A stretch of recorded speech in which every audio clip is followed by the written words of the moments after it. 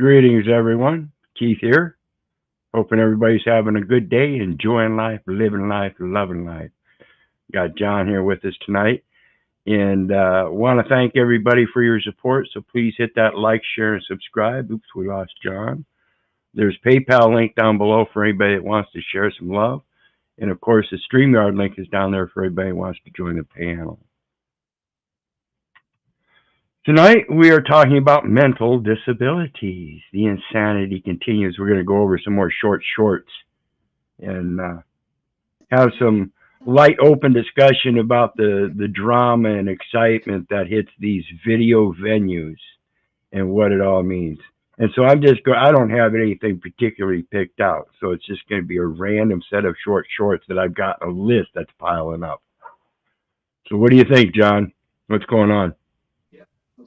How you doing, Keith?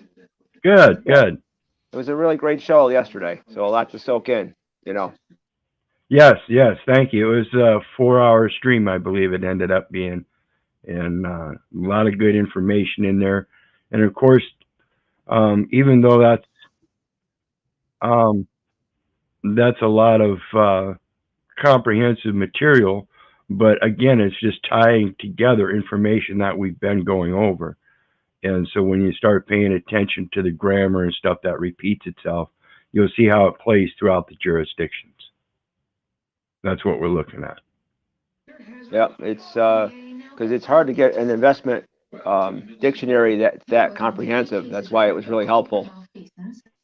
Yeah, and that's the importance of understanding that there are several styles of grammar that they're using. And that's why I urge everybody, learn the concise English. And then from there, you can understand that what they're speaking isn't concise English, find out why, and discern the difference. It's an important part of the process of being able to rise up against anybody that plays false judgment against you. You got to know those different tongues. Simple. All right, so let's get into it. Again, that StreamYard link is down there for anybody that wants to join. And we're going to go through and just start playing some of these, and I'm going to stop and make comments, and hopefully John will too, and anybody else that joins us. 25 students. By day 2, I had 19 because 6 parents switched out of the class because they saw me and they were like, there's no freaking way, before I even got a word in. Do I think that it is okay for a parent to see me and go, not around my kid? No, I don't think that's okay. I feel like that's really crossing the line. It's still the right of the parent to make that decision as to whether or not they want their child to learn from you. Okay. Absolutely. This is my whole point. See, people send their children to this public education system, or even the private education system for that matter. You're sending them to these educational systems that follow a dogmatic course. And today in our modern time, that dogmatic course says that we're supposed to be an accepting society of insanity. That's literally what they're trying to have us do. It's insane to think that these little children can determine what sexuality they are and go completely against the grain of nature because mommy and daddy said they could make such insane decisions, and then have doctors support it and help them change that and destroy themselves for life. It's pathetic. What do you think, John? That's just my opinion, of course. Well, yeah, Keith, the whole school system is pathetic, except special ed. I think that does a lot of good, but for the average person, no, we'll talk more about it as we go through the show. Yeah, and I think you're right on that when it comes to the special ed part. I think you're spot on. There are certain situations, I think, where there is a need for an educational system for certain developmental things that most parents, naturally, of course, even wouldn't be able to take care of because it takes an extracurricular knowledge, something like that. I know exactly what you're talking about there. But for a standard population of a standard educational development, it should be natural that the parents teach their own children, and that's what we've given up out of a factor of convenience. That's why these children grow up today with all these dogmatic views that either interplay or interrupt each other.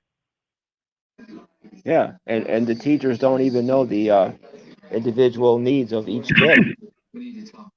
Absolutely, absolutely. My companion was one of those such teachers, special ed teacher. Like it's still Oh down to yeah, parents, right? they're Like you can great. disagree with their Yeah, and don't let me get it wrong either, or portray it wrong. I love her with all my heart. It's just that there's a distinct difference between her and I, and the only thing I do, and it's strictly out of love, is point out the things that I see as fallacies of the system that she's been brought up in, and that it's neither her fault nor theirs. It's just that there are certain elements that have been mistaken because various interpretations, educational issues, or omissions, or things like that. Like I mentioned, we don't have a civics class in school anymore. I do believe they're taking away or dismissing the cursive as well, which is fine by me. Again, it's one of those decisions that we make of a convenience. So if you want to teach your children that, then teach them. motivations, their motives, their ideas. Would you say that? But again, that's a matter of you have to understand it's your responsibility to begin with. It's still their child. Yeah, well, I mean, clearly that is the case, and I mean, everyone knows this. If a secular atheist parent walked into a classroom and someone was wearing a giant cross and a nun's habit, then the secular atheist parent might be like, "Well, no." So, like this idea that parents have no say whatsoever, because no, we just have to. You are an agent of our child's education, but we have no say in who's the agent. So here, that would be bad parenting, actually. The first day. Absolutely. I think I mentioned this something somewhere yesterday or the day before, is that we've grown away from parenting. That's the main convenience that takes over everything in our lives. We give up the education of our children and the medical requirements and everything to medical science and educational science. They're both sciences. They're both theories.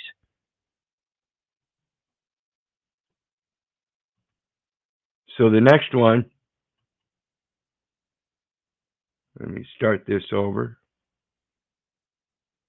K through 12 education system. How do we win that back? You leave it. And I know for a lot of people are looking at it going, well, wait a second. No, we got to fight for it. Like, okay, well then let me explain to you what fighting for it in its current manifestation looks like. You're a parent. You're upset about what's happening at your kid's high school because you just found out that they've got books in there depicting pornographic images. And I'm not talking about literature that tells a spicy story. No, I'm saying you open up and there's the pictures. The local newspaper and members of the school board all say that you're crazy and this isn't going on and this is ridiculous. And then you show up with the actual book saying, no, here it is. They turn around and they look at you and they ask, why are you being so divisive? Why do you hate what you don't understand? Why can't you just be more accepting? They called you a liar to start with. And then when you proved that you were telling the truth, they didn't apologize for calling you a liar. They didn't apologize for their own stated ignorance that it wasn't there. No, they started attacking you. Yeah. Why is that? Because as much as people will say, well, nobody wants that in the classroom or nobody wants that in the library. Yes, they do. K through 12 education system. Do you guys understand that? They want to conform our children, or his children, I'll say, the Creator's children, the children of creation. They want to take away their ability to comprehend their creation. And the best way to do that is to think that they can change themselves in such a manner that defies their nature. This is a sickening perversion. My opinion, again, of course. What do you think, John?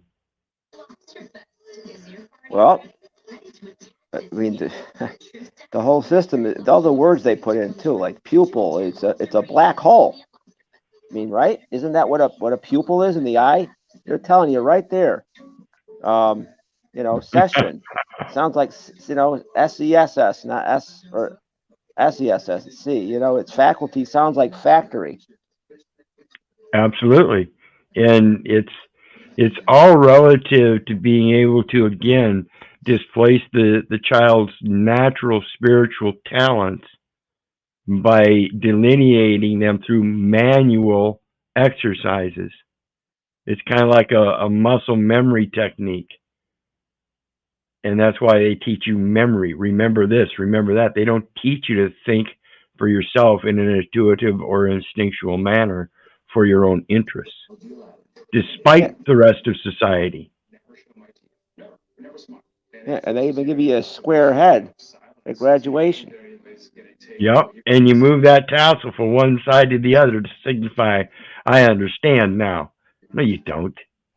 No, you don't. You were indoctrinated. So let's get on with the next one. This one here is why the universe shouldn't. It says, take the salt out. Salt out of the water. You can. It just takes energy. You can do it. Why isn't that being done on You can. large You have to ask scale? who's paying for the energy. Where are you getting the energy from? It's an energy thing. But I would think that would be very valuable. I mean, think about how many people buy It's not bottles of valuable water. enough yet. That's the point. Well, is it that It's just money, dude. It's just money. You can ask, what does it cost to ship a half pint of water from Fiji? Okay, whatever the hell is the square bottle that you buy in Fiji water. What does it cost to bottle that in Fiji, ship it here, relative to desalinating the ocean? It's cheaper to ship pint to Fiji. There'll be a day when that's not the case. And future wars are going to be fought over who has access to fresh water. And the value of water will go up. And by the way, the value of water in space is $10,000 a pound. Why? Do you guys understand what they're trying to placate here? No, actually, I don't. Well, they're trying to placate that because they put a value to water, that every man is now going to be subject to having to buy water. Isn't that a natural element that's supposed to be provided to us by the grace of our Creator? Oh, yeah. So is that again something that they can't do? Leviticus 25 verse 23, the land shall not be sold forever, for it is mine. So that extends to everything that God created shall not be sold forever, for it is his.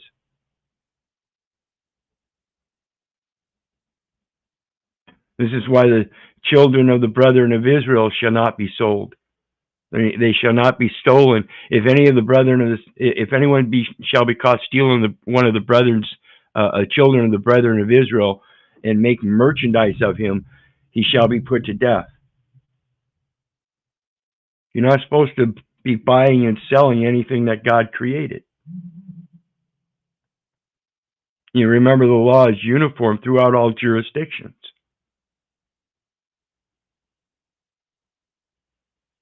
Makes sense to me. Anyway,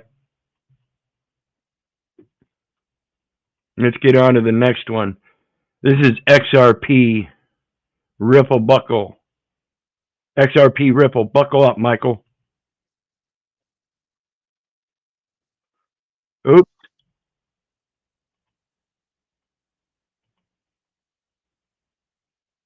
You ever try to carry a gold bar through an airport? Very heavy. Yeah, try it next time. You know, they won't let you through, right? In fact, if you tried to carry $100,000 of gold through an airport, not only would you not get through, but the assumption would be you're a criminal, you stole the gold, and they would just take it and keep it without a court order. Now, try to carry $100,000 of cash through the airport. You ever try that? You can put it in a bag, and as you're walking through the x-ray machine, just nonchalantly say to the officer, yeah, I'm carrying $100,000 of money onto the airplane. You won't get through. Now, not only will you not get through, they'll just take your money. They'll just take it, and the assumption will be you stole it, okay? So cash is a unit of control. Now, put $100,000 in a bank and try to wire it to someone, or just take it out, and they're going to ask you why. Tell them it's none of their business. Try to send it to someone privately, to a numbered Swiss bank account, right? See how that works. That won't work. That's a system of control. Bitcoin is the one network you can't control. Nobody can control Bitcoin. You ever try to carry a gold? You know why they can't control Bitcoin, guys? It's blockchaining. So tomorrow I've got a video set up to go over private blockchaining. We're going to talk about that again. I already did one video a while back, and it's all about a central point of origin or a decentralized point of distribution and stuff.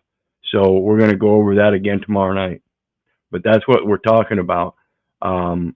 Your value system in this electronic forum, you can create your own credits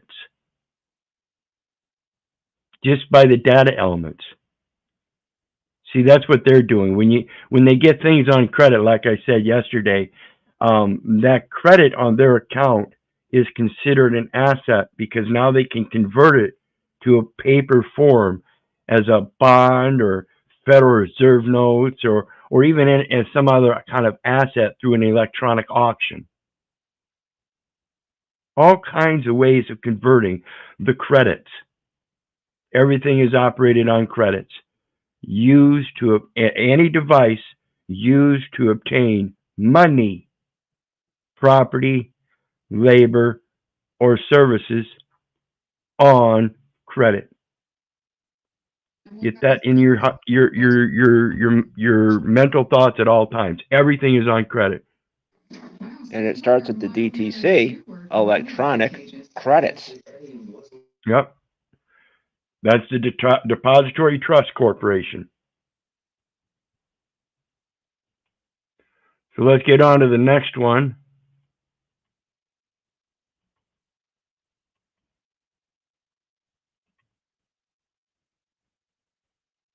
Whose nickname was Gorilla, giving us this wonderful tour. And he goes, wait right here. And we're in this giant square. And he runs down this dirt mound about, I don't know, say 150 feet away, 200 feet away. And he goes, can you hear me? And it was like, oh my God, I could hear him. He goes, this square was built with these mounds here to be able to speak at this voice to 250,000 people. Whoa. And I was like, what? And there's these sort of things. And I said, what are these? And they said, they're reflection ponds. I said, oh, like for like reflecting. And he goes, no, for reflecting. And I'd never considered that you don't look at the stars by going, but that really you look down and you mark. So in 7 years, when it comes around again, you're like, pattern. So I'm always like, how do you look up and learn a pattern of that? Right. So that's crazy. So they had ponds just to look at the reflection of the stars and map them out. Yeah, the shaman did. That was like in their neighborhood. This guy. Interesting, huh? I have talked before about doing an exercise in both drawing or writing where you use a pen in both hands and use your own mind to both either mirror what you naturally write with one hand with the other so that you can write both backwards and forwards with both hands, or you can write backwards and forwards with both hands. It's an amazing thing to exercise and try in the physical realm that you can literally do with thoughts and things in your mind in this intangible realm. That's what the imagination is. You literally are able to transform, manifest your imagination through sounds and your actions. That's what we are. The next one says, is this the best investment in the history? On Tesla is every 100,000 he put in, he made 900 million back. But that's not the best. What's the best investment in modern history? You know, this one kid was with his friend in college. The guy's like, I'm going to start something. I don't have any money. And the guy goes, I got 30 grand. Give me 1/3 of it. You do all the work. I'll just give you the capital. Servers used to be more expensive. So I was like, great. You get 1/3 of my company. That was Mark Zuckerberg and Eduardo Saverin. Saverin gave him $30,000 roughly. Oops. And it turned into, My bad. At his peak, I think he was worth $12 billion.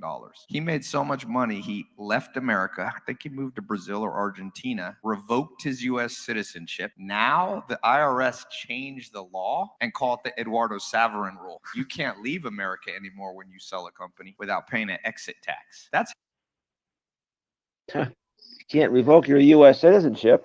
That's impossible. Oh yeah, that's basically what they're saying.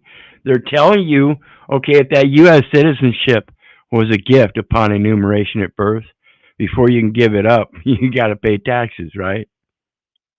So was it a gift or was it an encumbrance? See, now it's acting as if though it's an encumbrance. So was that its intended effect? If not, then what's wrong with this picture? I mean, it was a gift, wasn't it? Amazing, amazing. So the next one, we got Grim Hustle. I'm sure you guys are familiar with Grim Hustle. Seen him A before. breakthrough in your life.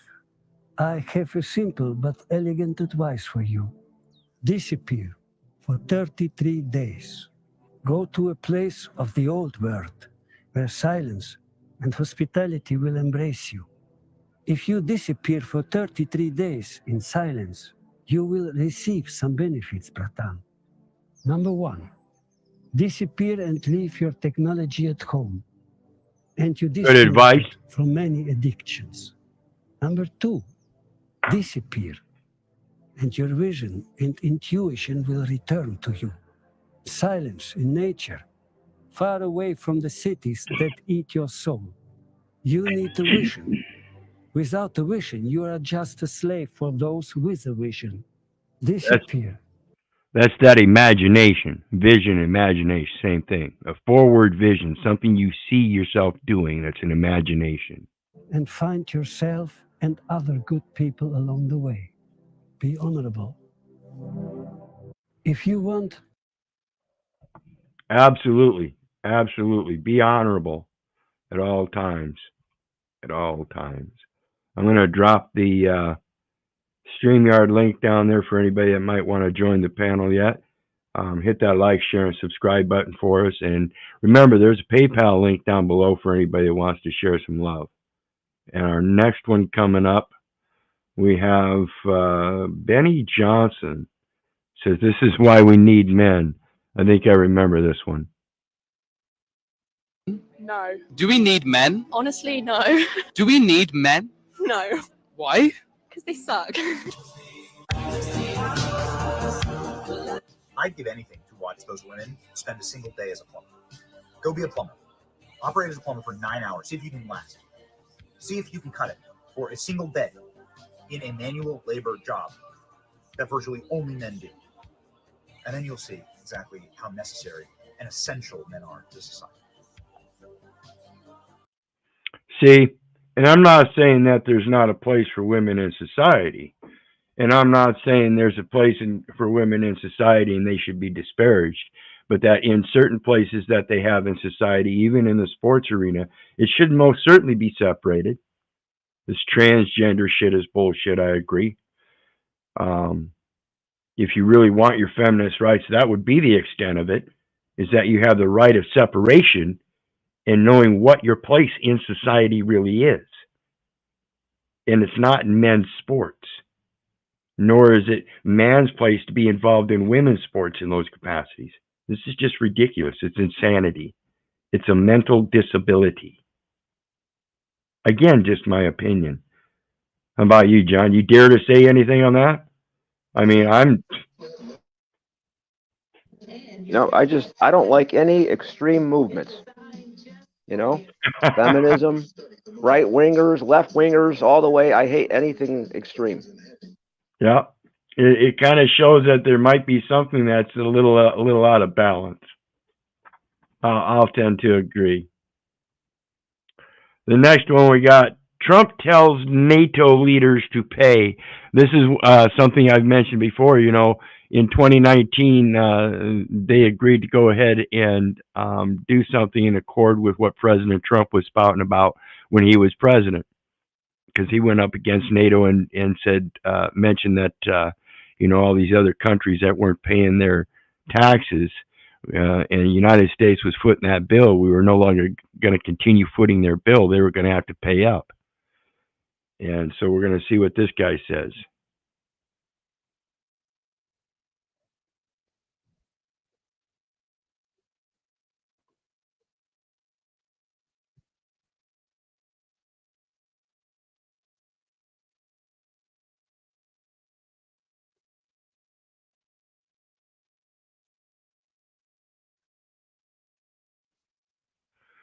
So when we see they're not going to pay, then we're not going to protect. You see that sounds like a doesn't that sound like the mob?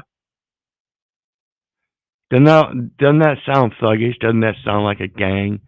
I mean, this is what the international leaders are speaking. I don't care how much you do think Trump is all this good. I'm going to tell you once again, I think all these leaders are puppets. I don't vote for these people. Never have. Never registered to vote. I think that's a straight up material evidence that you are enslaved by this system to believe that it has anything with good intent for you unless you put something into it to assure that. And that means, again, you have to know all these different tongues so you can rebut against them in the appropriate manner. And I didn't share that one, did I? Greetings, Russell. Greetings, brother. How are you? I was I going am to tell well. you, I didn't hear any sound on that last one, but that had been because I was in the back. Well, we're going to try it again. Not just Big Macs. There's something else at work there. Does that mean that if we don't pay the bills, that you're not going to protect us? I said, that's exactly what it means. Exactly. I'm not gonna protect you. We got our allies to pay their fair share and bringing in over $400 billion to NATO. I've been saying, look, if they're not going to pay, we're not going to protect. They're giving them something. Everything. It's not just Big Macs. There's something else at work there. Is that? Like I said, doesn't that sound like a racket? Doesn't that sound like a mob? Absolutely. I mean, that's the gang mentality, and that's what these national leaders work under. They're always at war, for the record. You know what though? I mean, I agree with that absolutely 100%. But I sit here and I wonder, with all of the vile stuff that they have done, how are they? Is there anything getting run properly, or are they just I mean, really, how could you? You can't. That's why I'm saying, when we realize the distinction between that United States citizen, resident, and certain other specific terms that they are required to use for these different venues, and say, wait a minute, here's the distinction, and this is my power within that, and there's nothing you can do about it. What is done is what ought be. You just have to learn how to set that record straight. That record, again, is their pride and joy, and it's supposed to have this integrity.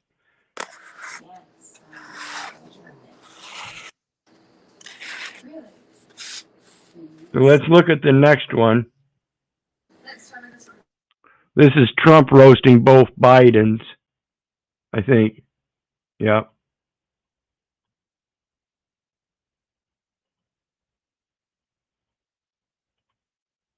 Let them know that if there's ever anything like this again, everyone's going to jail.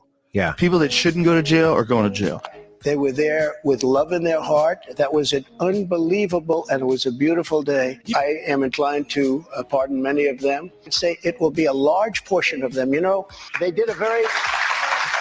To let them know that if there's ever anything like this again, everyone's going to jail. Yeah. People that shouldn't go to jail are going to jail. They were there with love in their heart. That was an unbelievable, and it was a beautiful day. I am inclined to pardon many of them and say it will be a large portion of them. They did a very... I had to play that one. I had to let that one play twice. See, this is the kind of idiocy you get yourselves involved in. Just by getting involved in it, you end up playing as a puppet to the very people that are puppets to other people, in that one president will have you arrested. Another president will pardon you. Proving that you're a puppet, not just to a president, but to both. I think that's kind of insane. Just my opinion again, folks. What do you guys think? Again, I would have to agree. Thank you, brother. I mean, I may have a crude way of putting it, but it's pretty blunt and surely. Short and sweet. Yeah.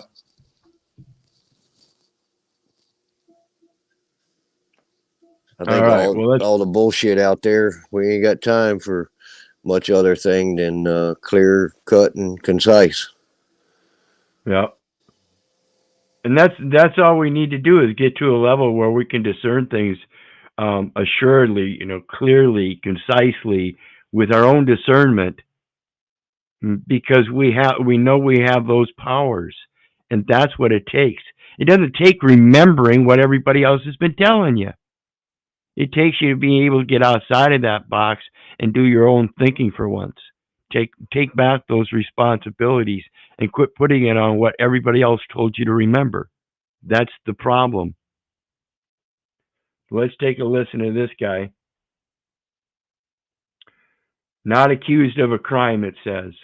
Catfishing has led to murder. Thomas is 47 years old. He found a woman online who was 18 years old. Her username was Tall Hot Blonde. And he was romantically interested in her, so he pretended to be 18 years old himself. So they started a cyber affair. Thomas's wife found out that this was going on and informed her that he's married with children and he's actually 47. He's not 18 years old. Tall Hot Blonde, this young girl, was horrified. And so she turned her attention to Thomas's young coworker, who was 22 years old, named Brian. She emailed him to say, is it true? Is he really married? And then they established a connection. So now her and Brian started having a cyber affair, and Thomas was getting really jealous of this, and he goes and kills Brian. The authorities are worried for Tall Hot Blonde's safety, so they show up to her house. They discover that it's really this woman, Mary, the mother, in the photo there, who'd been impersonating Tall Hot Blonde all along. It was catfish upon catfish, so he's in jail for murder for 20 years, but nothing exists to really charge Mary. Catfishing. Exciting news, huh? You see how insane this metaverse can be, folks? You see how important it is to watch your ass?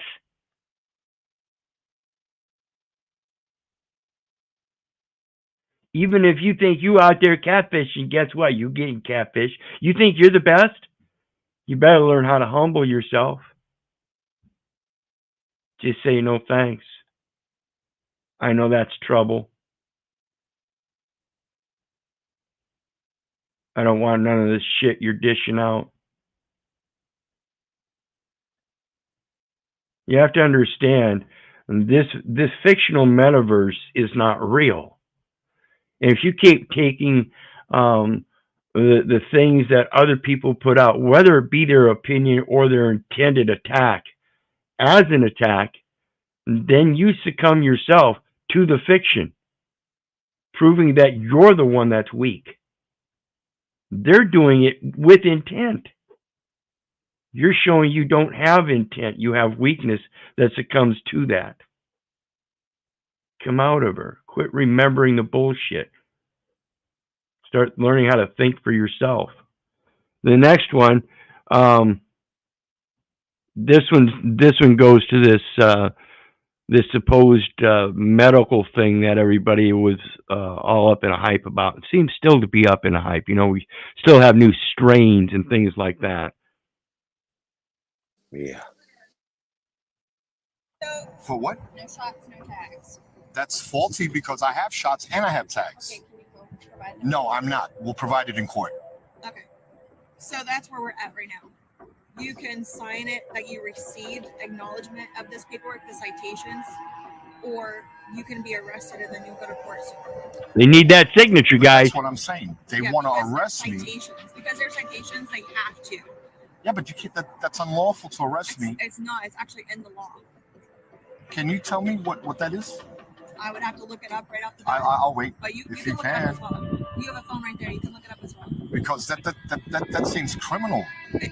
No, you can look it up, but the thing is that it's your job. You're the one making the accusation. You're the one that has to support that accusation. So go look it up. Otherwise, what you're doing is creating a false statement. Correct. Pure and simple. Pure and simple, guys. They have to have that foundation. Go ahead. And they're forcing you into labor because you're going to have to go figure it all out. Absolutely. That's I that mean, use. That's that use or threatened use of the law or legal system, administrative, civil, or criminal, it means the abuse or threatened abuse, and vice versa. Obviously. Yeah. And it's those kind of things that I'm trying to show people that, that's what they wrote. Well, why is that? Again, that's because our only judge is God. We're supposed to rise up against anybody that would place judgment against us and condemn it. That's inherent. You don't let people make false accusations. That's one of the sins. So the next one we got living nightmare at Niagara Falls. Let's see what this one. Dad slaps 12-year-old bully. This could be sensitive, huh? Bring a child up in the ways of the Lord and he won't fade away from them. This man was arrested for slapping a 12-year-old boy in the face and is facing potential years in prison. But thousands of residents are supporting and defending him. Now, how could he have so much support? Let's take a look. This is his daughter. Now, his daughter tells police she has been constantly bullied by this guy, we'll call him Biff, calling her names. You look like you're transgender and stuff and saying I have no chest. Look at what we have here. According to her parents, their daughter has been suffering from depression. So on the day in question at school, Biff allegedly called her a transvestite in class in front of her classmates. That day, the school had ice cream day. Everyone loves ice cream. But instead of Biff enjoying his ice cream, He actually flicked a spoonful of ice cream at me. then Biff moved on to throwing rocks. When James picked up his daughter, James was pissed. I mean, what parent wouldn't be? See Biff walking in the neighborhood. According to James, the kid starts mouthing off immediately. James slaps Biff across the face. Now, what do you think should happen to James? This Texas man was arrested for slapping a 12-year-old boy in the face and is facing potential years in. Intense, huh? What do you think when it comes to putting other people's children in line when they're so out of line like that? Do you think it's your responsibility? Do you think you should be guilty of putting another man's child in place because he's attacking not even just your own child, but even another man's child?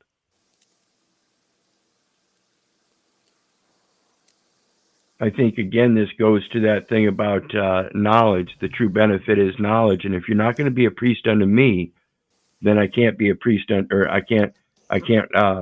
must dismiss you. And if I have to dismiss you because you weren't a priest unto those children, I have to dismiss them. So when somebody else, again, knowing that they're children of God and not even my children, we're all children of God. We're all supposed to look out for one another.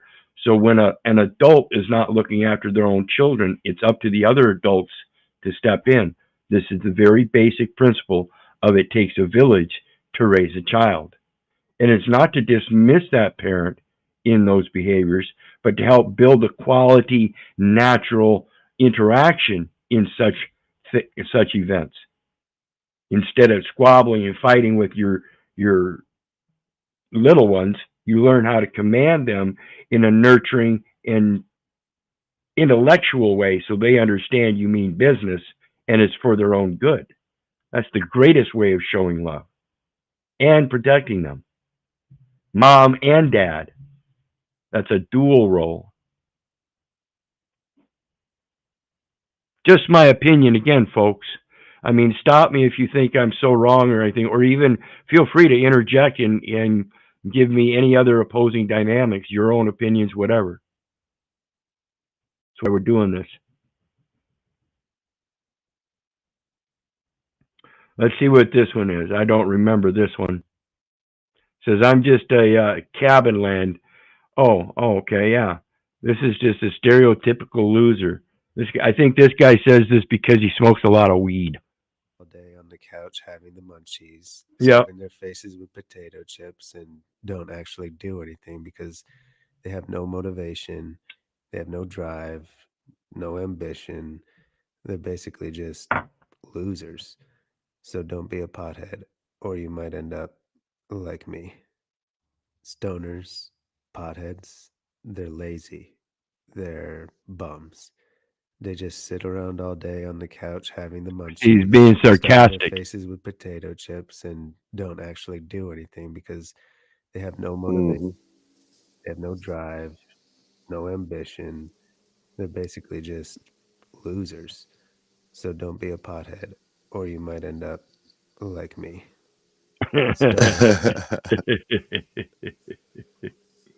I got a chuckle out of that one. I had to show everybody that one. That was cute. So the next one, censorship of doctors. Again, another one of those medical mishap things, you know. Well, we may or may not have been wrong. It may or may not have started here or there. We don't really know. But it exists, but we don't have any real examples. Not it. Fuck you. Yeah, But we're going to take a look at. We're going to take a listen to this. Did you go to medical school? I did not go to medical school. I'm sorry. Huh? I did not go to medical. That's what I thought. What? Why do you think you or anyone else at Twitter have the medical expertise to censor a doctor's expert opinion? Regarding COVID were designed to protect individuals. We were seeing you guys censored Harvard-educated doctors, Stanford-educated doctors, doctors that are educated in the best places in the world, and you silenced those voices. Did the U.S. government ever contact you or anyone at Twitter to pressure Twitter to moderate or censor certain tweets? Yes or no? Receive legal demands to remove content from the platform from the U.S. government and governments all around the world. Thank God for Matt Taibbi. Thank God for Elon Musk for allowing to show us in the world that Twitter was basically a subsidiary of the FBI. Huh? What? Huh? No way, right? So again, folks, all the more importance of why it's so pertinent that you comprehend to cover your own ass. Start picking those responsibilities back up.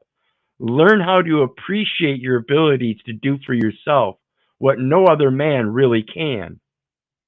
And that you've in fact been detrimental to yourself in doing so all of your life.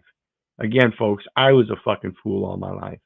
I was the bitch ass slave. I was the idiot. I was the one involved in all the mischief and combat, not at peace with myself. You have to understand that's the problem. It's not anything else. It's in you. And if you think about this, and this is a concept I mentioned the other day on another platform somewhere.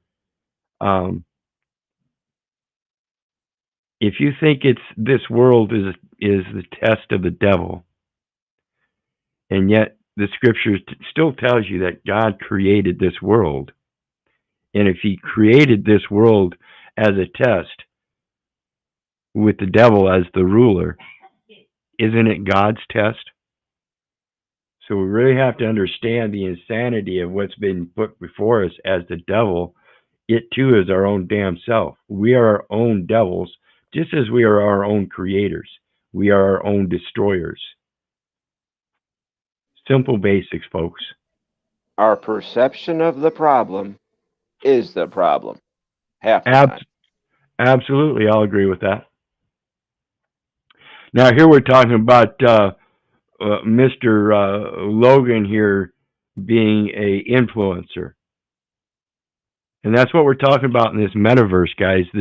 This mental disability is that many people don't understand. This platform is used mainly as a heroic imagination project. People projecting their own imagination as a hero themselves.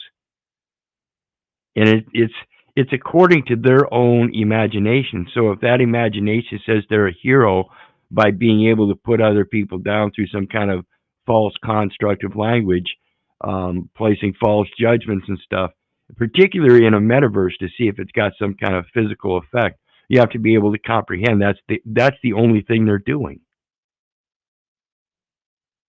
You know, it's that old Ma Bell thing, reach out and touch someone. The only way you can really reach out and touch somebody is through that electronic form. It's not a face-to-face physical interaction. So come out of her. It's all imagination. Influencer, he got really interested in the crypto space. He had done a coin called Dink Doink. People got invested, goes to zero, right? And he says, well, that's not my project. That was my buddy's project. A month later, he's like, I actually do have a project. Excited to announce it. It's called Crypto Zoo. They called it a fun game that earns you money. You can buy these zoo tokens to buy the eggs. And the idea is the eggs will then hatch into animals that will earn passive zoo tokens. That was the idea pitched to people, and people immediately buy in. They $3 million in NFT sales, tens of millions of dollars in the tokens itself. It's Logan Paul. And he says this is his project. Half the eggs don't work. They're not actually earning anything. And behind the scenes, Logan's quiet. He had hired basically criminals who were selling on the back end. The problem, though, is you have millions of dollars of investment in a thing that you promoted. You told everyone it was going to make them money, and then you never delivered anything. So my story was showing that, and in response, he's like, well, I'm going to sue you for that. Logan. Well, I'm going to sue you for that. No, you can't sue a guy for telling what has already been reported. I think I saw something today that said something about Jake Paul said he could beat Tyson, and they supposedly agreed on a $50 million exhibition fight.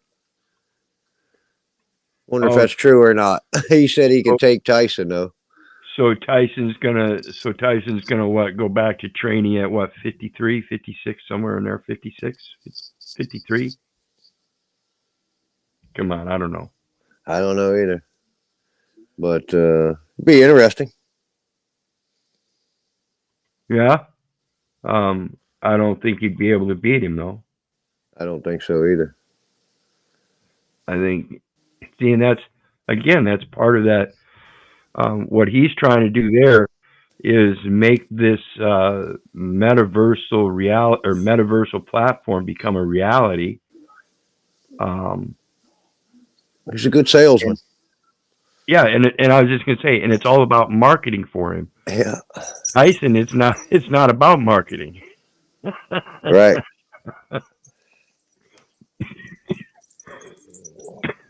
So I don't know if that's too good of a matchup when it comes to the mentalities. I think there's a mental disability there. Yeah. Now here's a unique one. This is one of my favorites because of the concept. Now, I don't know about the size or anything. I haven't really looked into it as to in physical size and shape to see how much internal space there really would be, but it's an interesting one. I like this guy. He decided to make a bet. People around knew that Mr. Zhang had just spent $2 million on this house. So much money for what seemed like such a tiny place. At every social gathering, someone would just, look, there's the $2 million palace. But Mr. Zhang would just smile faintly. That day, Mr. Zhang challenged those who had once mocked him. Are you willing to bet? If after touring my house you still think it's not worth $2 million, I'll treat you to meals for an entire year. Driven by curiosity, everyone accepted his challenge. As they entered, they were shocked by everything they saw. What unfolded before them was a luxurious underground mansion with a spacious living room, top-notch home appliances, and an indoor swimming pool.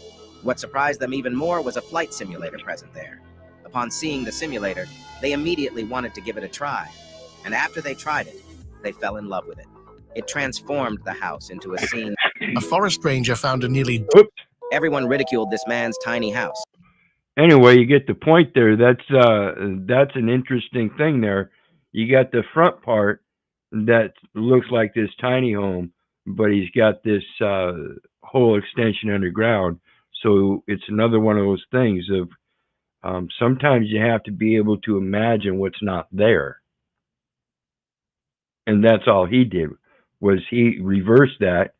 He had an idea of what he was going to do, and then part of it included the imagination that would be projected on others would show that it was minimal and that the rest that was there wasn't there. It would displace that by their own visual observation. And it's a very unique idea that most people don't use. I think it would be much better used. Well, it goes back to like the old saying, don't judge the book by its cover. Yeah. And it's a minimalist off-grid type situation that is much more amenable to people being able to prove that they have those plenary powers, the plenipotentiary powers, having full power to be able to not be a burden on the government, and proving that very such existence as an equal station by not being that burden. It's relative to that position of being a lender unto the nation.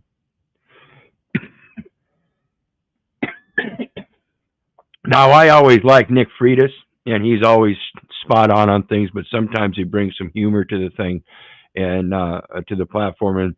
And this is one of those times I hope everybody enjoys this. I can't believe this crap. 22 years of marriage, 3 kids, 2 combat deployments, and my wife sits down today and tells me she doesn't love me anymore. That's not what I said. What'd you say? I said I think it's time to shave the beard. It's the same damn thing. I can't believe this crap. 22 years of marriage. I just thought that was funny. Some people really get drawn into their personalities with their facial attire. That's what I like about this. You know, I get to use this as a trigger. And like I said yesterday, you know, I haven't had anybody in the public that's ever responded to it. It's only in this metaverse that people get triggered and start calling it a Hitler mustache without being able to correlate it in a timeline and recognize it for what it is. So they use derogative ad hominems as displacements to try to trigger themselves. Doesn't work. Right? Yeah, I was about to say, just Snafu cracked me up with that shit. He went off with that Nazi shit, didn't he? Oh yeah. Well, not only him, but Flo. A bunch of people. Yeah, Flow State hit on it, and all kinds of things. Oops. Oh well. Oh, and here's one of my favorites. I don't know. I still got to dig into this, but I think this guy is onto it. You know, me and the scriptures, the main 4 gospels, and you hear me talking about Isaiah all the time. Accurate are the 4 gospels. There are a lot of good, helpful books that address the historical accuracy and reliability of the 4 gospels in the New Testament. One of the more recent books that I found really helpful is by Peter J. Williams, Warden of Tyndall House at Cambridge. Several years ago, he published a short, easy-to-read book titled Can We Trust the Gospels? And in this book, he covers a lot of familiar terrain, and non-Christian testimony to Jesus from the earliest times, as well as how remarkably careful the gospel texts have been transmitted right down through the centuries. But to me, the most interesting chapter was chapter 3, where Williams gives a barrage of details that the gospel authors got right, using charts, tables, catalogues, geographical references such as roads and travel routes, the names of people from the regions, even botanical and financial terminology, as well as Jewishness and other customs. Jewishness. You guys understand that? Jewishness.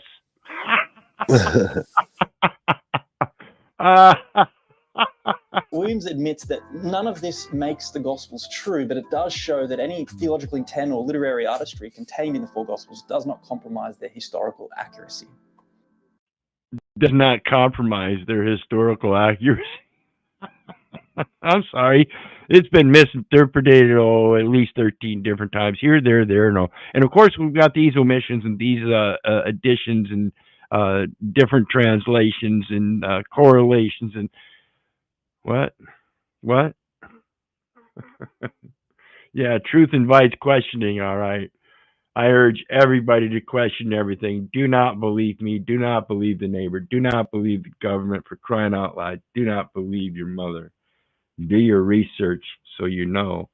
Come up with the good questions so that you can ask them on multiple different forums from multiple different objectives or perspectives and get a concerned audience with some good answers that you can use to correlate yourself what is true and what isn't.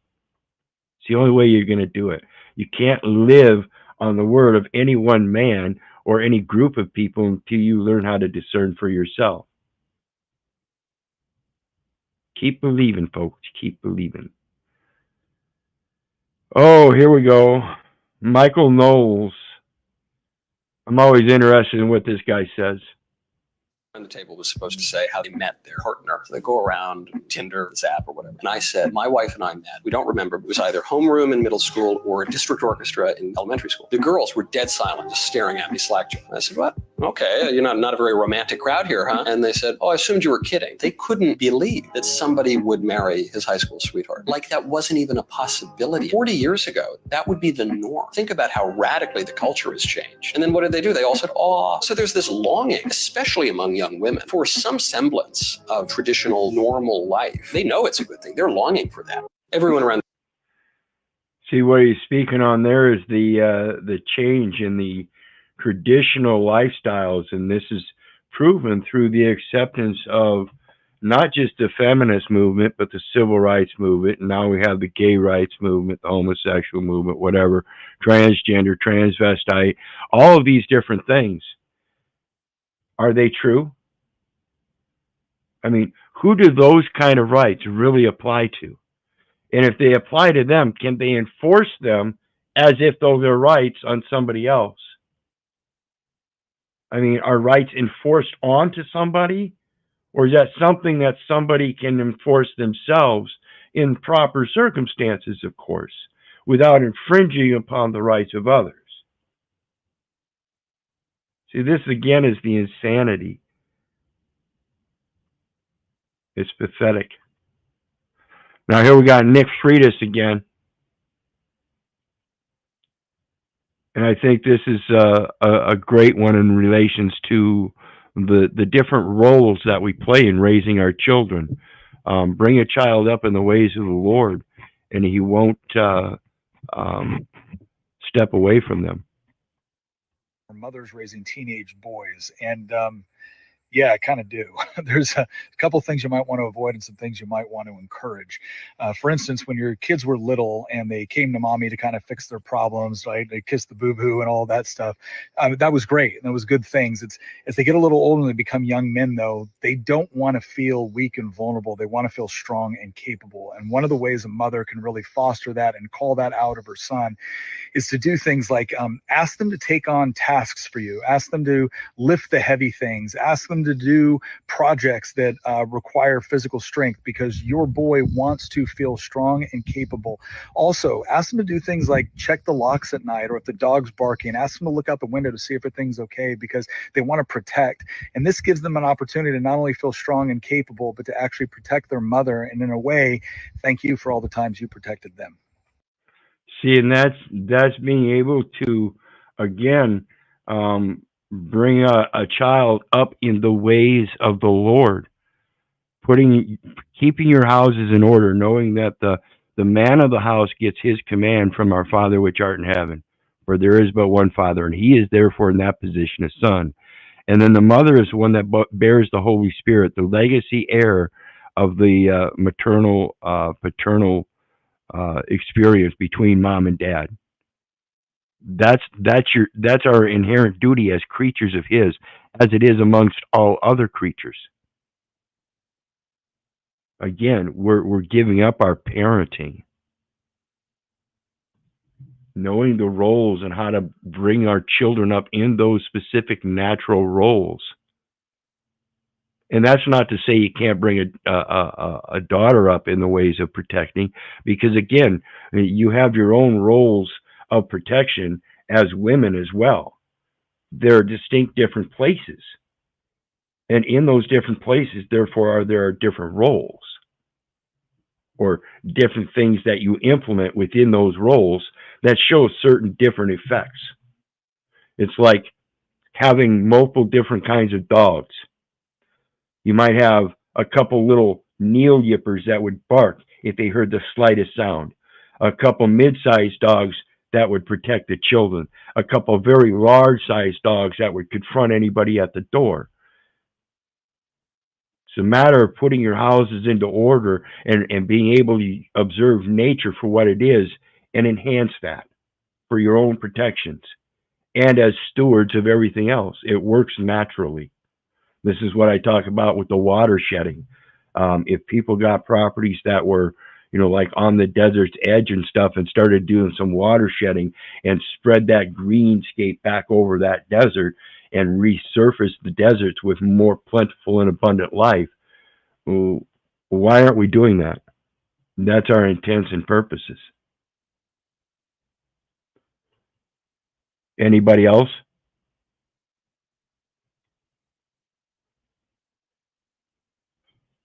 The next one we got, do you have any weapons on you? This is okay.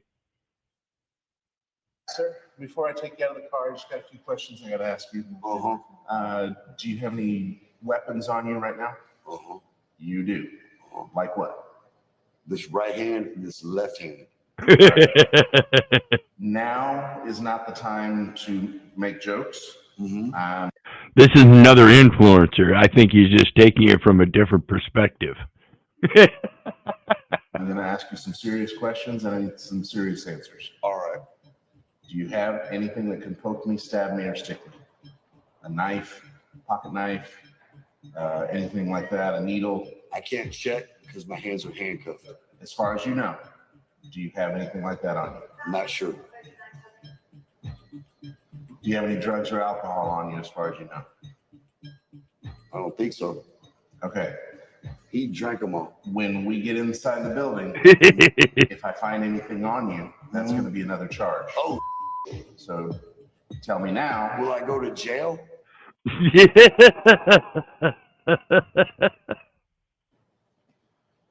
All right.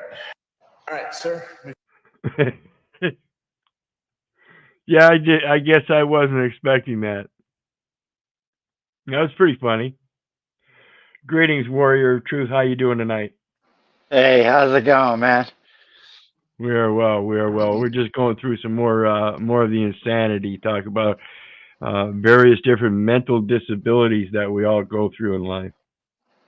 Cool. I I'm mean, down with that. I mean, ain't none of us really that special, are we? No. All right, the next one is. We're all on the merry-go-round. Yep. Nice men that are considering themselves nice. Okay. This is from an online workshop from 2018, though, guys. So that's what she has to say. She was an outspoken woman. Teal Swan. Themselves nice often have zero ownership whatsoever, and that is never going to turn a woman on. What I mean by ownership is, if you guys can watch this video if you haven't already, I did a whole video called Own People, and in that I explained this whole dynamic with men. It's very important for the forward-moving energy in a masculine body and embodiment to take ownership of the people in their lives. Now, when they do that, it's almost like they put a container, and it's a safe container, around the people in their lives. This is different than control. So for those of you women that are watching this feeling yourselves get triggered, I am not talking about control. I'm talking about ownership. To really genuinely own something, you have to take it as part of yourself. Now, I know that you all know the asshole. So what she's talking about, ladies and gentlemen, and I want you to pay attention, it's very clear and distinct thing. A lot of classic car collectors have these cars, and they specifically name them. This is a form of expressing their ownership, and that provides for a protection to keep that ownership and that pride in that protection of what you are owning, by keeping what you are owning in top shape. Kings keep their queens in top shape. Vice versa, that top queen has to be a nice ride. Who's like horrible in relationships, but he takes completely perfect care of his mint condition Ferrari, right? That is the degree to which taking something as part of yourself has to happen, but within the context of relationships, for a guy to be a good guy, but also super forward-moving, go-getter type of guy. Interesting, huh? What do you think, guys?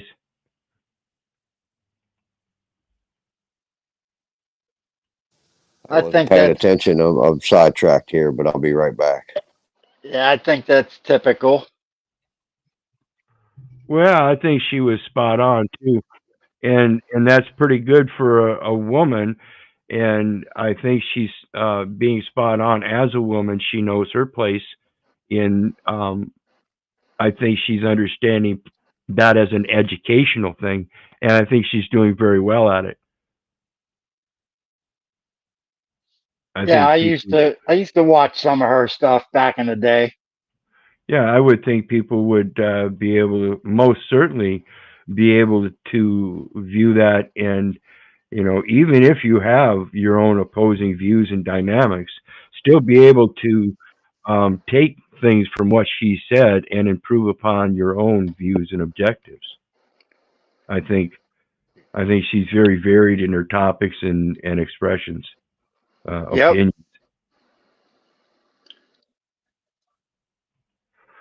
Right, the next one is Tesla Model SS Apex Satin Black on Joe Rogan. See what this is. I'm always interested with Tesla and Elon. Company that's called Apex is taking your Teslas and they're giving it a wider base and wider tires and a little bit more advanced suspension.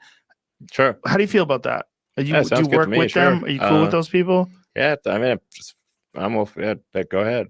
They're jazzing stuff up with carbon fiber and doing a bunch of interior choices. Yeah, you could for sure, lighten the car up and improve to tire traction. And have you seen that company's stuff? What they do? I don't know specifically, but it's pretty dope. Yeah, they make a pretty dope looking. They take Model S and they widen it and give it a bunch of carbon fiber. Yeah, I think that's paramount to understanding that concept of giving a man a fish, you feed him for a day. To teach him to fish, you feed him for a lifetime. But the preeminent and superior concept is to be able to teach him to turn around and teach others.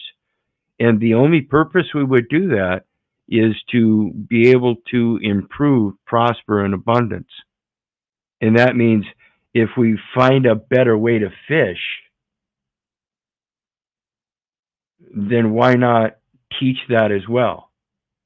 So it embraces the concept of that growth and not being stagnant in one form of doing things. And that shows our true growth through what most people see as maybe evolution. I think it's a matter of going through that evolution in your own individual aspect, again, under knowing thyself. The more people that do that, the more it will outwardly show the physical evolution. The next one we got Farm for Profit Podcast 4, Farm Equipment Accident on the Road. Let's see what this says. I'm always interested in this kind of stuff too. Young, I was moving implement down the road, and I was coming up, and it was one of them driveways where there's like a bunch of houses back it. So there's like 7 mailboxes right by the road. The house up front, the guy's standing out on his porch. Well, I'm coming up to the mailboxes, and there's a power line real low. Yeah. And the only way that I can miss the power line is if I hit the mailboxes. So I went ahead and hit the mailboxes, and I kind of waved at the guy because he was standing out on his porch hey, like, I know I hit your mailboxes. We'll get something done here. Right. Well, I pull into the field, which he pulled out behind me and followed me. And he pulled into the same field as me, and I hop out. I was just getting up to him, and he said, hey, you know where that green sprayer went that hit my mailboxes?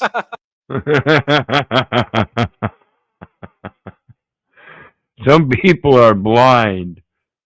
Some people are blind. And this is the insane mentality of the people that are making accusations. They'll show you their mentality in so many ways.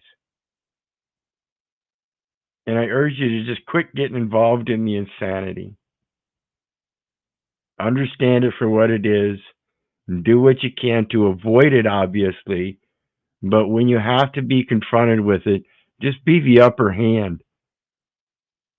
Be the upper hand.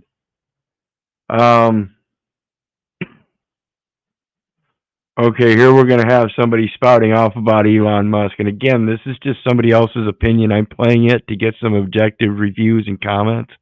I might speak on it myself. But here we go with some more Elon Musk. And Fremont and the one in Nevada for 3 years straight. That was my primary residence. Not kidding, literally. I actually slept in a couch at one point in a tent on the roof, and then but for a while there, I was just sleeping under my desk, which is out in the open in the factory, and for an important reason. And it was damn So that's not as bad as living in your car or your van or something, huh? uncomfortable sleeping on that floor. And always, when I woke up, I'd smell like metal dust. But actually, I stopped using the couch because there's a little conference room and a couch there. I stopped using the couch. And I just slept on the floor under my desk, so during shift change, the entire team could see me. And that's important because the team, if they think the sort of their leader is off somewhere having a good time drinking Mai Tais on a tropical island, which I could definitely have been doing. But the thing is, since the team could see me sleeping on the floor during shift change with nothing, they knew I was there, and that made a huge difference. And Interesting. Remember that concept about giving up the parenting.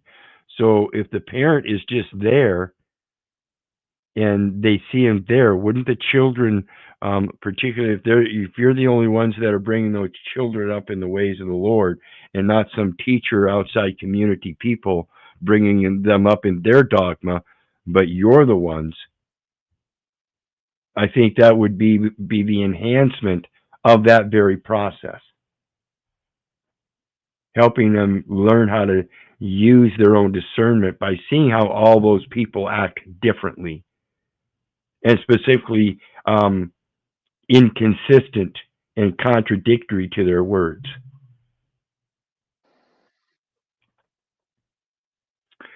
And then we got this teal swamp. Go ahead, brother. I was just saying, yep, that's probably one of the worst things people ever did was give their kids to the state to train them. Yeah, and that's exactly what it is. It's state training schools. You know, people think about Boys Town as a boys training school. That's what they all are, folks. Some are just compliant with male and female students both at the same time. And of course, they're not quite as servile in the discipline, but of course, you got to remember there was time not too long ago they were still using flat boards on the asses of your children. Oh yeah, I grew up in Catholic school, so I had the ruler put to me a bunch of times. Oh yeah, the old ruler across the fingers, that was always fun too. Yep. Yeah, many different things that were customary that you would think is pretty much a violation of that thing about your authority under God to bring a child up under the ways of God. I don't think God strikes his children. He might be stern and steadfast, but I don't know that it's ever said that he strikes his children. You know, and I think that's a serious misconception as a way to get physical retribution out of their children, to force them in that compliance. And that goes against the grain of spirituality. Now, I could see it if it was in a natural sense, if we were living in a more destitute time or place where the beast might be more wild or more active or certainly more predatory, and mankind was much more on the menu, might say, saber-tooth tiger type times. Yeah, you might want to be a little bit more physical in your discipline for such nature as that. But in modern time, we don't have those things. We have a much more domesticated society that says otherwise. But it does. Now, of course, I'm not saying that this is to take away from being able to strike your child at appropriate times, in the appropriate manner and appropriate force. Of course, there's always that thing about equal force and stuff. Yeah, using good judgment. Yes. So let's take a look at her again and see what she says. Says actually being a single mother is totally impossible. Again, I think that's I don't know if it's a valid comment, but it certainly explains a position that is outside of the norm of a conjoined couple in wedlock or something that brought forth children. I think it does speak to the desolate mother and barren mother and desolate children. Being a single mother is totally possible. It actually isn't. It was never meant to happen for the human race, number one. Number two, single biggest determiner of whether a mother is a good mother. What do you think it is? This is going to blow your mind when I tell you the answer. Whether they have a supportive partner. The major argument for good dads is actually, can the dad be there for the mom? Because it's like a direct chain is what we see. What you see is that if you've got a father figure, basically, who's supportive to the mother's energy goes towards the children.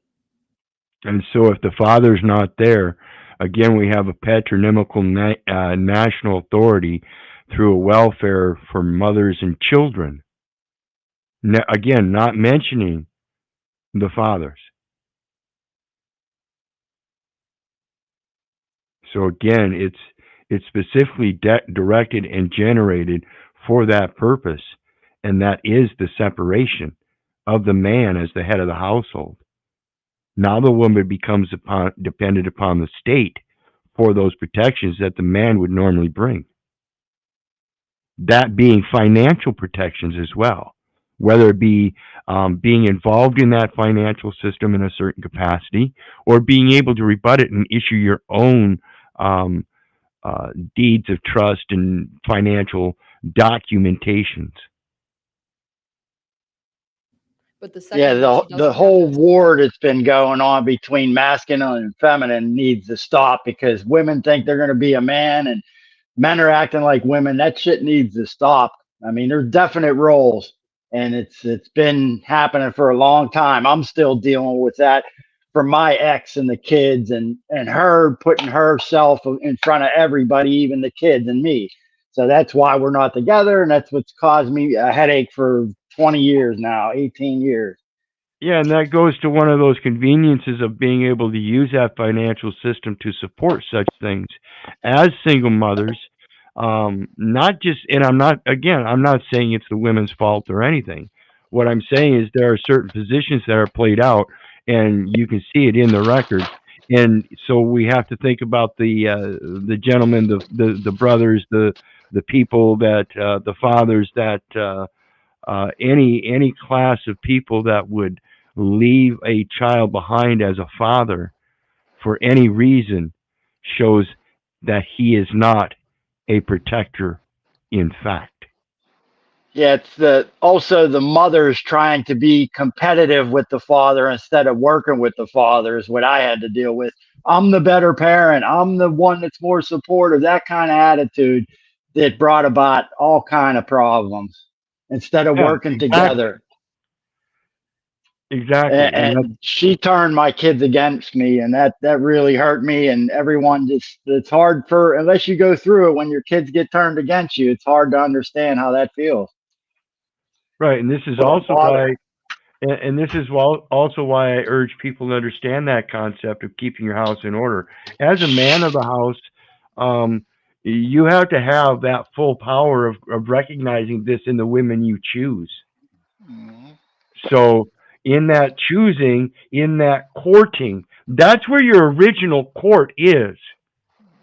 And it exists in all relationships, whether it be just between friends or in selecting a mate for life, or in any kind of business relationship, anything. There's a courting situation where you're supposed to get to know each other's personalities. If you don't do that, and you end up in these relationships where that personality comes around and bites you later on, you're the one that invited that situation into your house. And this goes to the story about inviting a devil into your house. You now have to play host to him. So be careful who you invite. Keep your house in orders and know what the hell's going on. If you're going to be the protector, that's the first post in life, so that you can plant a seed into a woman to bring a child. Yeah, people aren't careful nowadays. They just go out to have fun, and they don't think of the consequences. Absolutely. Supportive energy. I would also hate to think that the women or the men would do these types of things intentionally. So it brings you back to the indoctrination. Right. And in that cognitive dissonance, they don't want to recognize their own responsibility in giving up the parenting that I'm talking about. in Yep. everything. Yep. Again, the simple principle about banking, if you don't know how to bank yourself, in my experience, the first thing I would do is find somebody that does know about banking and ask some questions about how it's done, so so I can choose an appropriate banker to do it for me. It's just like picking out an attorney to represent somebody in court. Why would you go to some attorney you don't know, you've never researched? You're just going to pay some guy $500 as a retainer to represent you in court? That's idiotic. Why are you not courting people and getting to understand their personalities so you can move forth like that? Everybody's told to remember that guy that's got that certificate or that ID, then he's this kind of a person, and that's how you treat him. So lame. Yeah. It's tough with all the indoctrination nowadays that to find good people with level heads, because everyone thinks they know it all, and certain people that we were or you were on panels with, they think they're like 30 years old and they know it all. Like when I was that age, I had that attitude too, and you don't grow out of it till you get mature.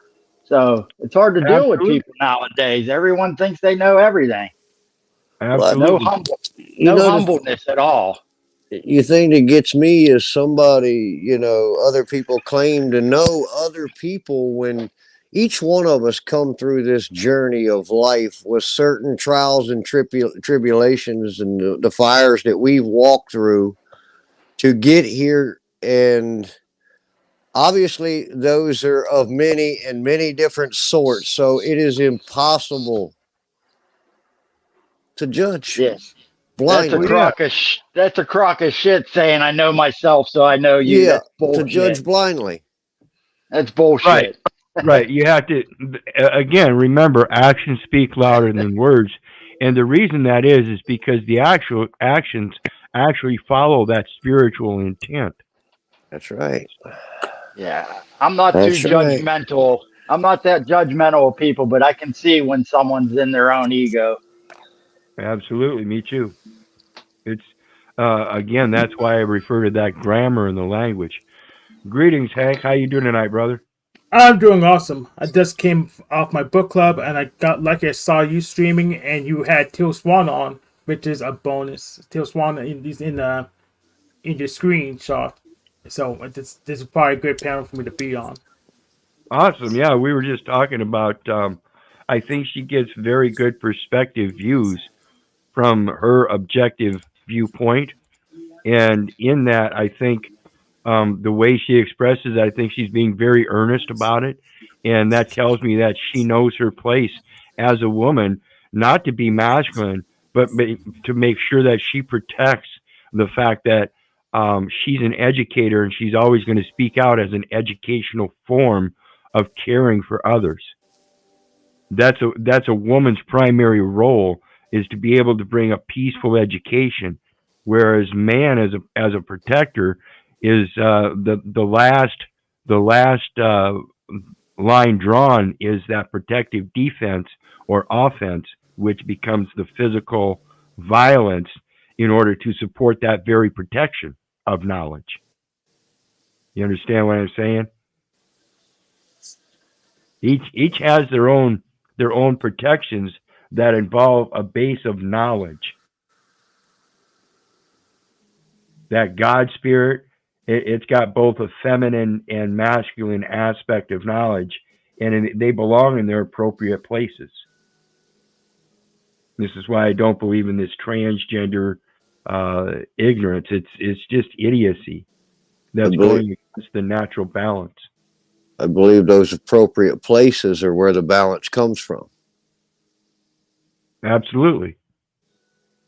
Kids get starved, and we're not actually supposed to be living in a single family household, so it's supposed to be a lot more support towards mom. That's what I was talking about earlier, that it takes a village to raise a child.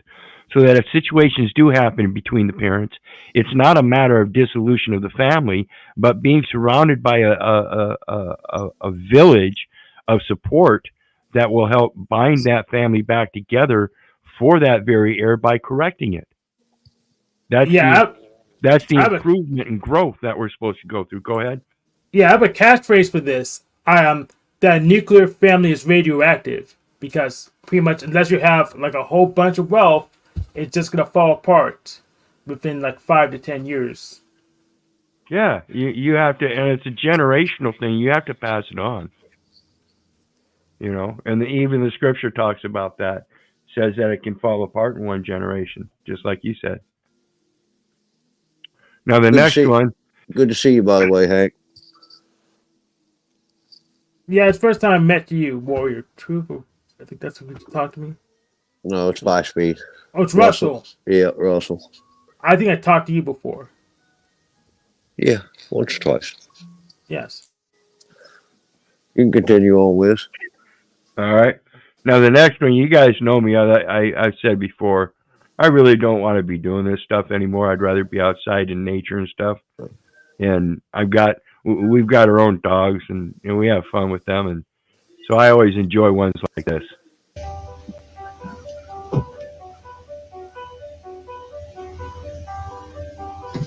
Excuse me. I'm lost. I was told I could find a good boy here. Is that true? Is that true? Oh. I wakened her up. I woke her up. Really? Guys, hi. Oh, no, jeez. And who is it, Charlie? Hi, Charlie. There she goes. Hi, girl. How you doing? Is that Marcy? Hi, Marcy. Hi, girl. What's up with the cowboy girl? Oh, you're always so bashful. Look at you. You're big and scary, aren't you? You're a big scary girl. I know you're big and scary. You're big and scary. Give me that paw. Thank you. Oh, good to see you. Yeah, good to see you. You'll be good. Now, as stewards to these creatures, we have to remember, and I have firsthand experience as a delivery man myself, various different times and places and circumstances in my life.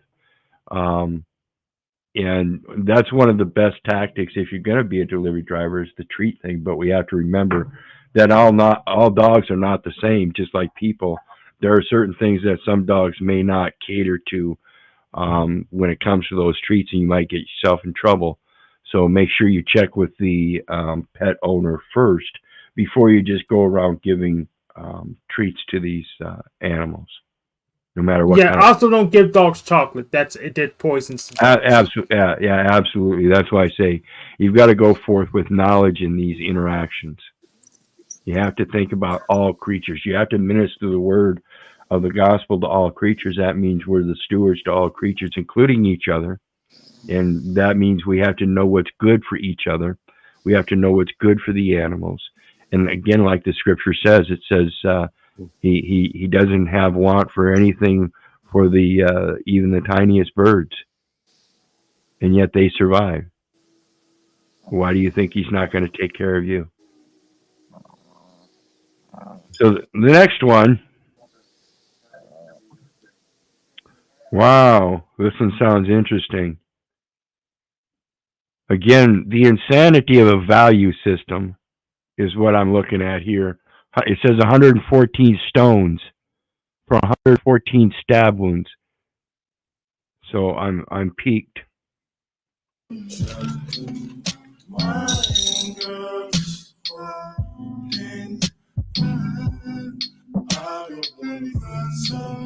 This jar now holds 114 stones, one for each of the 114 stab wounds that my sister had to endure. I would like to add my own stone to the 114 that I added for Tristan. This white stone represents my trust in people, which died the day that Aiden Fucci chose to kill my sister. I add this stone for the hope and belief I had in people being good that died the day that Aiden Fucci murdered my sister. 114. Interesting. Sad, most certainly. What do you guys think? There's some kind of they're putting out some kind of symbolism. What is the symbolism? Do you think there's a specific reason for the green? What's the specific reason for the white? Most would think it'd be purity. Yeah, but for purity, I do not know the green. Clarity, maybe? I'm not sure. Energy. Yeah, I don't know. Green is the heart chakra. That's a good point. Yeah. Yeah. All right. But yeah, interesting.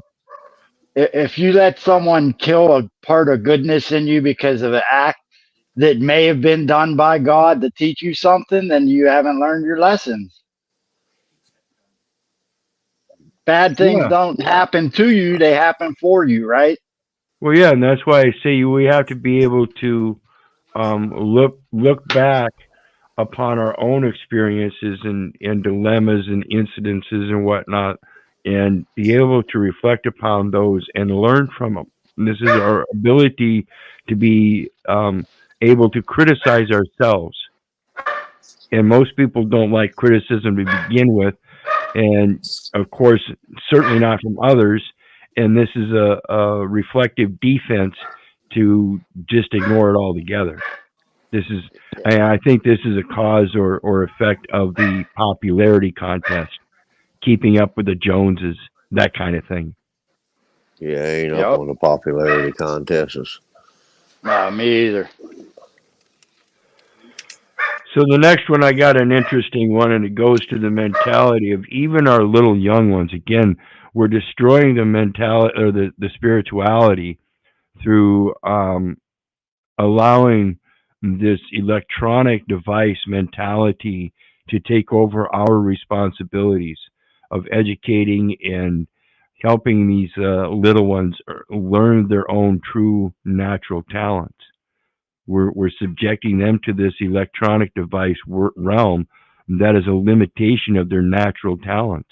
It's a disposition of their natural talents. I would put forth. This 5-year-old girl got really upset, so she decided to run away from home. She packed her bags and she's running away. Her mom didn't try to 5 stop years her old. because she wanted to teach her a lesson, so she simply said bye. I said bye. At first, the girl didn't know where to go, so she just stood in front of their house, trying to think of what to do. After a while, she finally left the house, determined to go somewhere else. She's such a determined But as she walked up the street, she realized that nobody was calling her bluff, so she decided to go back home. Oh, I think we've had a change of heart. She's coming back. When she returned, her mom welcomed her with open arms and offered her a pizza as a peace offering. You want to be part of this family? Yeah. Love it. Oh yeah. Well, you know, that's the fortitude of little children. They are willing to at least attempt. You know, it comes soon in time because they are so little that they realize they are so little and turn around. But as adults, we don't even attempt. That is the gift. Yeah, That's the abundance of love. Yeah, it's weak. And we've not held up our end, I know that much.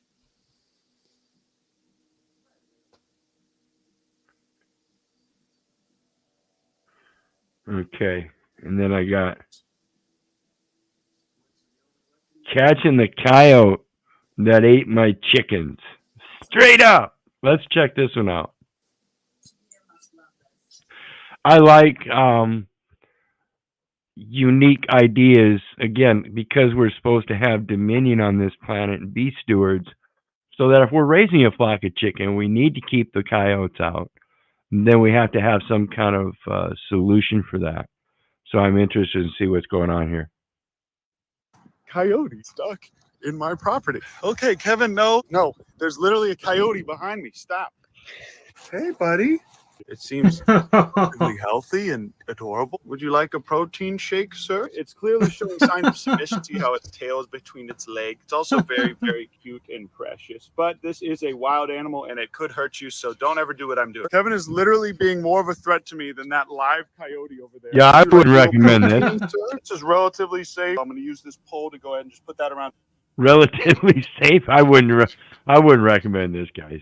Well, he's lucky. He's lucky that ostrich won't eat his chicken. So yeah, the ostrich won't eat him. Her neck so I can move her to a safer place. How about you give me this little glove back, little one? How about think? Never do this. If you are in this situation, never do this. I'm a trained wildlife professional. It's really not that hard, you guys. You simply have to just kind of put this around their neck here. I'm literally doing this with one hand. Normally, a wild coyote would be freaking out, going crazy. Okay, I went ahead and put it over here in this little temporary holding area for now. I need to call our game warden and see what the legality of this is, see what I'm supposed to do. There is a straight up coyote stuck in my property. Okay, Kevin, no, there's literally a coyote behind me. Stop. Hey, That's buddy. funny stuff. Sometimes they're not quite so wily, are they? Again, showing that man has dominion. We have the ability to come to resolutions, yet so few of us use them. well, his other option was finding that ostrich. So it's probably better just get captured. Yeah. Well, let's see what I got. A couple others lined up here. They go hand in hand. And again, just a couple funny ones. And then I've got a cute one, and then we're done. I like my animals. I like my pets. And I wanted to make sure tonight's mental disability ended on a nice uptake on the fact that we're supposed to be stewards to the creatures of this world, first and foremost. And when we start learning how to change our behavior in treating each other in this the physical world as well as this metaverse, so that we're not acting as if though we have some kind of damn mental disability, then maybe others will take root into more of what we're talking about. And that's that positive projection of a positive language, supporting each other, connecting with each other, and making sure things that are supposed to be done in a certain way or for certain purposes are done so. The equity factor. If you want equity, you must first bring equity. So again, it's taking back that parenting mode, and that means taking back your own self-responsibility, that self-governing, and knowing that you have the full powers to do all of it yourself. That's a natural capability. The government was only designed to mimic that as a different type of parent, a corporate parent. So let's check this out. We got some guy about a duck. Look at this. There's no way. Oh my God. Let's go say hi, baby girl. Before I touch this duckling, it's very important to make sure that there's no mother around. Hey, buddy. Oh, how did you get here? So I decided to check the security footage. Looks like the little fella got separated from his family. What do you think, baby girl? Should we keep her? So I went to get supplies. What's your name? Too funny. Say hi. Be nice. Sorry. Ooh. Come on. Animals are very social creatures, particularly birds. Yeah. She's excited. I will be keeping an eye out for her family, but until then, we need to name this child. Look at this. So here's the next one. There's an update. It says, update on my pet duck. It says, so I have some unfortunate news. Let's see what happens. News regarding my duck baby girl. She had been limping a little bit, so I decided to take her to a specialist. Turns out she has arthritis in her right foot. I love when they do the feather. I love everything they do. 7.3 pounds. And I was informed the best thing for her is swimming. So every morning for the last 2 weeks, I've been taking baby girl up to the lake, and we swim 2 miles. What's your name? Who's your daddy? Who's your daddy? Is he rich like pretty cool? Her leg will be healed in no time, and I'll keep you all updated. Yeah. Send some prayers and love baby girl's way. See, that's, Just imagine if all that love was in this world. Well, see, that's that heal thyself, know thyself, heal thyself. And if you understand that concept, what we're talking about here isn't just healing for the duck. Do you know that applies for man too? When you get older, you start getting arthritic, and it's also one of the bases for making sure you get the essential oils. You go out swimming, and that oil helps provide what? Buoyancy. Oh my. Your body, the skin actually is a sponge. It absorbs and expels. What's it expel? Oils. And what's it absorb? Water. So there's all kinds of things about doing things in nature that are healthy already, and it's because we don't do them that we go through those arthritic periods. Yes, and if you don't use it, you lose it. Correct. Actually, absolute. Great comparison. If you don't use it, you lose it.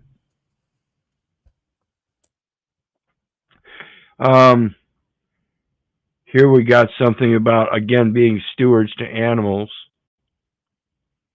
After this woman is asked to foster a blind American bully, she agreed to do so under the condition that it was only for 2 weeks. The dog's nickname is Ham Samuel, and within a few days of having him at home with her, she absolutely fell in love with the dog and knew that she needed to give him a forever home. She spent months training the blind dog in unique ways, helping him navigate through life without his vision. 2 years later, she was contacted by a different rescue group about another blind dog, a 9-week-old American bully that also needed a family. That dog's nickname was Meatball, and without hesitation, the woman picked him up at the airport the next day. These two are now known as the Blind Brothers, and although training a blind dog can be very challenging, she's implementing the things that she learned with Ham Samuel, such as putting hoops around their heads so they don't bump into things, or walking them both up the stairs when they get scared, just like she did with Ham Samuel when he was a puppy. Since not many people are willing to adopt a blind dog, there's a high chance that these pups would have been euthanized if it weren't for this woman opening her heart, giving them the amazing life that they're now living. After this woman was asked Interesting. It's nice to see people take on tasks like that, and in that temporary committal, understand inherently that there's a natural, perpetual committal.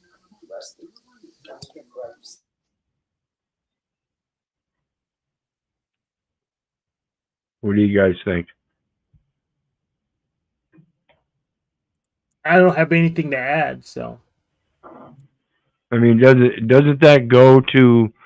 Don't you guys feel some kind of inherent duty to be able to interact with nature in such ways so that you can be that humble creature that's supposed to be that kind of a steward? Yep. I don't think there's any coincidences. So when something like that comes to you and you take on a task, that shows your character. Right. Yeah, it's the character that makes the man. And I don't care what you think if you want to compare it to something people call cupcaking or not. That's not what we're talking about. We're talking about the inherent responsibility of both man and woman to be ministers to all creatures. And in that, even man in his protective nature has to have a level of a feminine care. Yep. Most people or a lot of people would probably say that's too much hassle for me. I can't do it. I'm not going to do it. Right. I believe we're here to protect life. Yeah. And I think that's because if you understand the feminine care thing and the attribute of communication that they put forth, or is mainly their role, that's where the concept of communicating with nature comes from on the educational level. Communicating with nature on the masculine level goes to like hunting and stuff and following their patterns and how we can use that to our advantage to capture them and use them or eat them or whatever. And women, theirs is more of a on the passion side of understanding the nature of things so that we can mimic nature. You know what I'm saying? Yep. So let's take a look at the next one. This goes to the intellect of these animals that we're communicating with, and the various different ways that we can communicate with them. Go ahead, brother. It's just been the war has basically been against the feminine for a long time, because the dark occultists of this world know that if they can get to the female, they can control this world. And that's what they've done. Attack the female for a long time, and then the female kind of attacked the male and betrayed the male. There's like a deep, dark wound there that people aren't willing to face. Right. I think there's a shared duality in that. It's both male and female. We have females that are being very emasculated, and that's a big problem too. This is what I speak on, and there's some things that, I don't care how emasculated you might be, woman, but you do not belong in men's sports. Give it up. No. You're not a man. Act like a woman. And the only one. Again, just my opinion, of course. I might be wrong, but I highly doubt it. One who could open the door for her was her roommate's cat. So she sat behind the door and softly knocked on it to let the cat know that she was locked outside and he needed to open the door for her. Yes, you can do it. You can do it. Just press it down.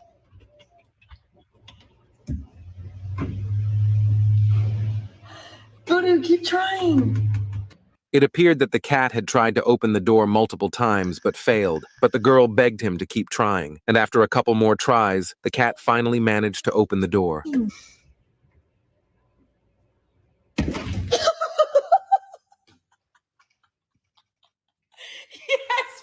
This girl. So interesting, huh?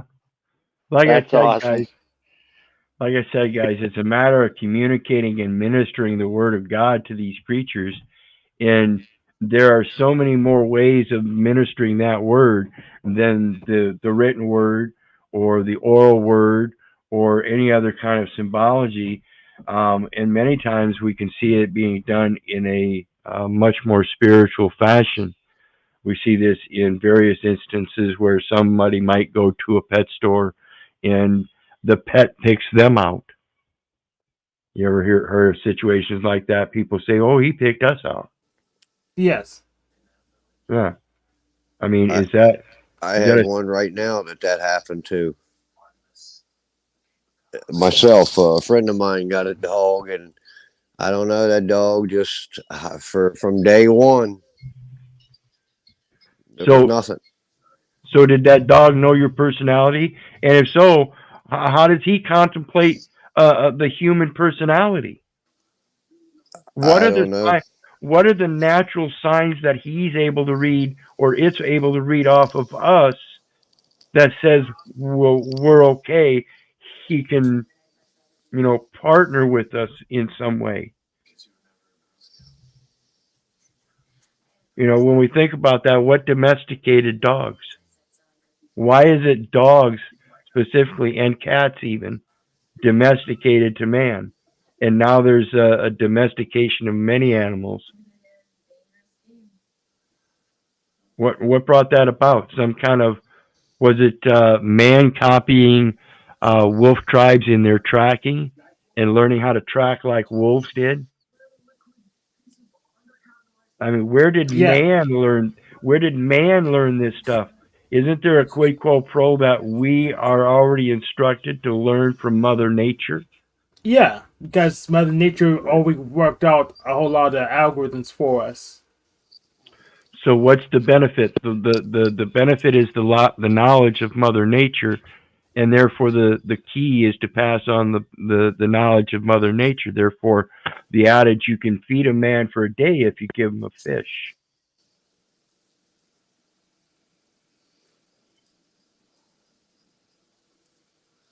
It's important to understand the reality of the messages and everything that we see before us through our own observations.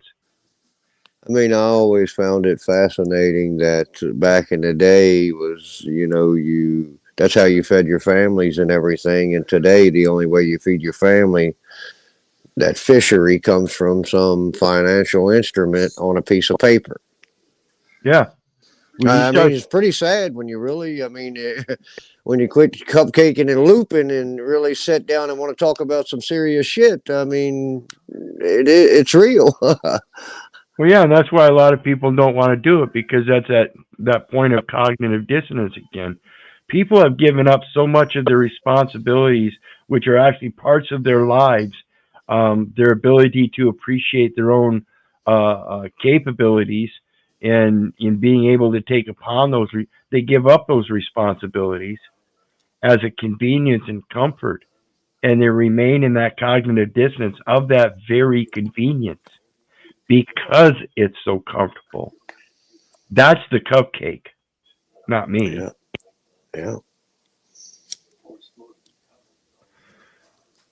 So anyway, that's the end of our stream for tonight. We're going to give everybody up for their last words on the way out. I do want to first mention, I want to thank everybody for their support. It was just over a month ago, we celebrated 3,000 subscribers. We hit 3140, I think. And I want to say again, appreciate. Please hit that like, share, and subscribe button. And what's anybody got to say there?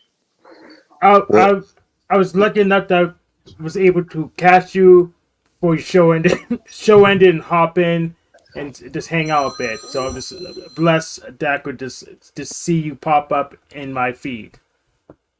Absolutely, yes. Thank you for your support.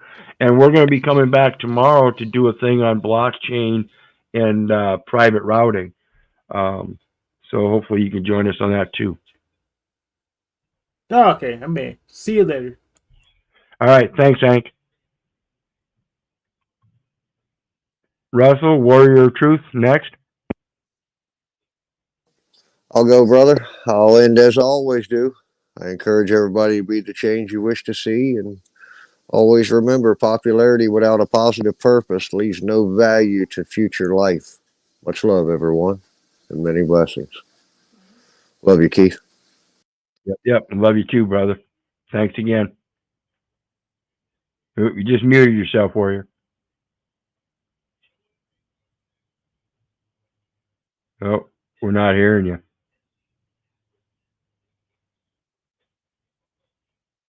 We'll let him drop out, see if he comes back.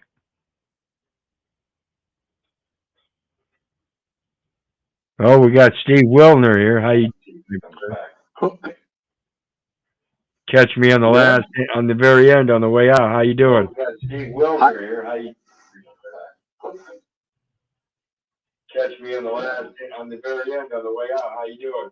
It's almost 9 o'clock in the morning here, just waking up in Thailand. Ah, yeah, nice sunny day over there. Looks like. It's not working because they're in the background. I'll catch you later. I just wanted to try to see the work. Look. Oh, it's gonna be hot and beautiful. You got to come over, Keith. You gotta come over. We'll make it happen someday. All right, brother. All right. Well, thanks for Steve Wilner. And I don't see our brother Truth in Her Prom got DC disconnected.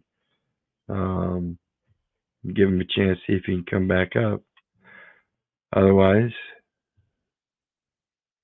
once again, appreciate everybody, all your support. Hit the like, share, and subscribe button. There's a PayPal link down in the detailed section for anybody that wants to share some love. And we're going to go ahead and head out. You know me. I love you. I don't give a rat's ass whether you love me back. And that's to say, I don't care if you hate me. So may God bless you and have a good night. Bye now.